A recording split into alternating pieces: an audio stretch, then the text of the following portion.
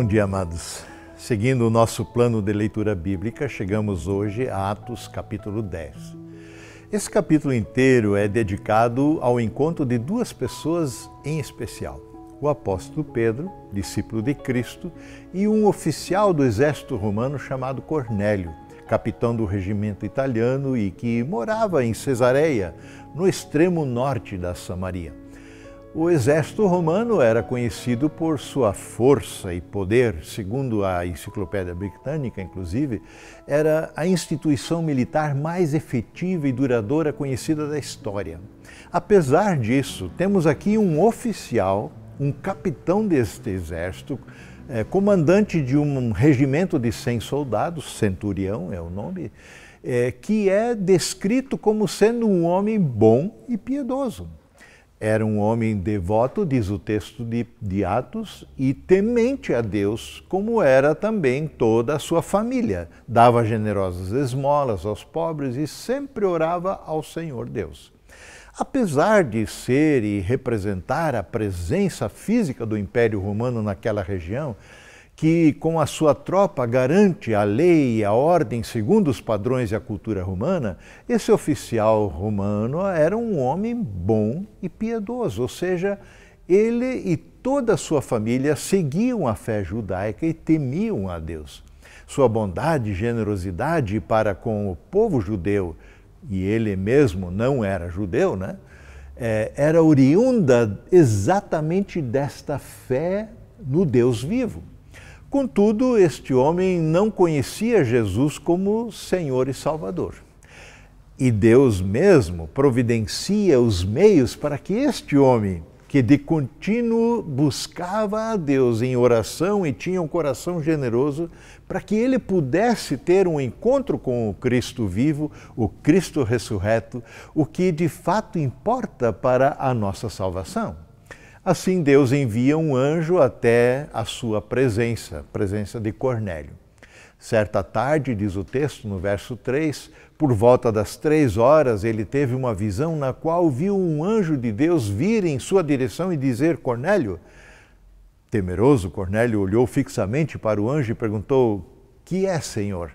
E o anjo lhe respondeu: suas orações e esmolas subiram até Deus e Ele as guarda na memória. Agora envie alguns homens a Jope e mande buscar Simão, também chamado Pedro. Ele está hospedado com Simão, um homem que trabalha com couro, um curtidor, e mora à beira do mar. Bem, imediatamente Cornélio chamou 2 de seus servos e um soldado que, como Cornélio também era piedoso e temente a Deus, e depois de contar o que houve, os enviou até Jope para buscarem esse tal de Simão Pedro. No dia seguinte, no verso 9, segue a história, enquanto os mensageiros de Cornélio viajavam e se aproximavam da cidade, Pedro subiu ao terraço para orar. Pedro não foi orar especificamente sobre essa questão, ele não tinha a mínima ideia do que estava acontecendo lá em Cesareia, na casa de Cornélio. Pedro foi orar, pois era o que ele fazia de contínuo. Ele aprendeu a vida de oração com seu próprio Senhor e Salvador Jesus, que orava e muito. Pedro teve a oportunidade de participar de alguns desses momentos íntimos do Filho em oração ao Pai. E quem ora pouco experimentará muito pouco da mobilização de Deus no mundo em prol da causa do seu reino. Quem ora pouco perderá grandes oportunidades de servir ao Senhor, pois Deus de fato é um Deus que inclina seus ouvidos para ouvir o nosso clamor, como Ele fez no caso de Cornélio.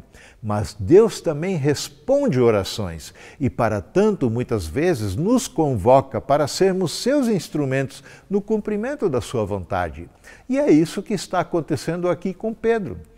Era por volta do meio-dia, diz o verso 10, que Pedro estava com fome, enquanto a refeição era preparada no andar de baixo, ele entrou em êxtase. Viu o céu aberto e algo semelhante a um grande lençol ser baixado por suas 4 pontas. E no lençol havia toda espécie de animais, répteis e aves. Então a voz que veio do céu lhe disse: levante-se, Pedro, mate e coma. De modo nenhum, Senhor, respondeu Pedro, jamais comi coisa alguma que fosse considerada impura ou imprópria, segundo as regras religiosas judaicas. Ou seja, alimentos que eram proibidos pela própria lei de Deus nunca entraram na boca de Pedro. Mas a voz falou novamente, não chame de impuro o que Deus purificou.